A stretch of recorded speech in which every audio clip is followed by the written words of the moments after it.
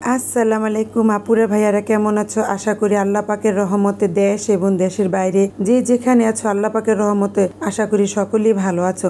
আলহামদুলিল্লাহ, আমিও ভালো আছি। আজকে আলিফ কিচেনে তোমাদেরকে এই গরমের সুন্দর একটি মজাদার রেসিপি বানিয়ে দেখাবো। আমি মনে করি এটা গরমের জন্য বেস্ট, স্বাস্থ্যের জন্য খুবই উপকারী। আজকে আমি কয়েকদিন যাবত একটা সমস্যার কারণে ভিডিও দিতে পারিনি। মন থেকে চাইছিলাম আর ইউটিউব চ্যানেল চালাবো না, সবাই বলাতে ইচ্ছা না থাকা সত্ত্বেও আবার আমি ইউটিউবে ঢুকলাম। কচি লাউ শাক আর মিষ্টি কুমড়ো দিয়ে আজকে তোমাদের চিংড়ি মাছ ভুনা করে দেখাবো। আজকের রান্নাটা আমি সরিষা তেল দিয়ে করব। আমি সরিষা তেল গরম হলে এখানে মাছগুলো সব ভেজে নেব। চিংড়ি মাছ ভাজতে বেশি সময় লাগে না।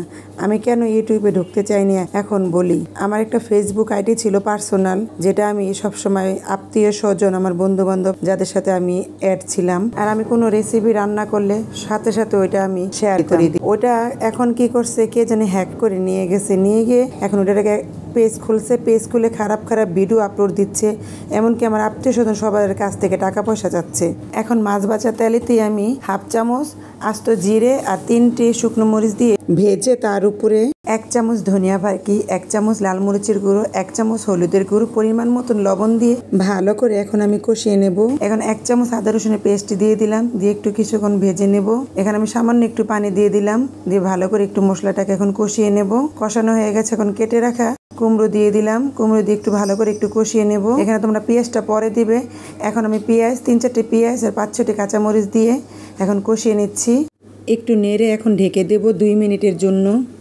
এই তো আমার কুমড়ো কি সুন্দর সিদ্ধ হয়ে গেছে। এখন এর উপর আমি 2টো বড় সাইজের টমেটো কেটে দিলাম, দিয়ে ভালো করে একটু কষিয়ে নেব যাতে টমেটোটা নরম হয়ে যায়। ঢেকে দিলাম 2 মিনিটের জন্য। এই রান্নাটা একেবারে সোজা একটি রান্না। এখন এই সবজির উপরে আমি কেটে রাখা আগে থেকেই ধুয়ে পরিষ্কার করে লাউ শাকগুলো দিয়ে দেব।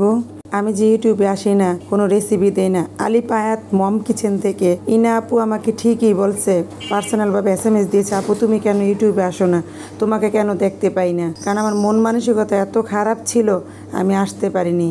এখন শাক দিয়ে 2-3 মিনিটের জন্য আমি ঢেকে দিয়েছি। এই তো দেখো কি সুন্দর চিংড়ি মাছগুলো পুরি দিয়ে এখন একটু 2 মিনিট নাড়াচাড়া করে একটু রান্না করে তারপরে নামিয়ে দিব। এখন বাটি দেওয়া সামান্য একটু পানি দিয়ে দিলাম, কারণ শাক থেকে এমনি পানি উঠেছে, কুমড়ো থেকে পানি বের হয়েছে, তাই আমি বেশি পানি দিইনি। আমি ফেসবুকটাকে ফিরে আনার জন্য অনেক চেষ্টা করেছি কিন্তু পারিনি, তাই সাথে সাথে আমি আমার সদর থানায় জিডি করেছি। ওইখান থেকে তারা ডিবি অফিসে সেই রিপোর্ট পাঠিয়ে দিয়েছে। এখন ডিবিরা তা তদন্ত করছে কই থেকে এটা হ্যাক করা হয়েছে। এখন নামানোর আগে দেখো আমি ধনিয়া পাতা দিয়ে 2 মিনিটের জন্য ঢেকে রেখেছি।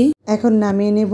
এখন একটা বাটিতে পরিবেশন করে দেখাচ্ছি, দেখো কেমন হয়েছে। তাহলে আজ এই পর্যন্ত এখানে রাখি। ইনশাল্লাহ আগামী নতুন কোনো ব্লগে নতুন কোনো রেসিপি নিয়ে আবার দেখা হবে। খোদা হাফেজ।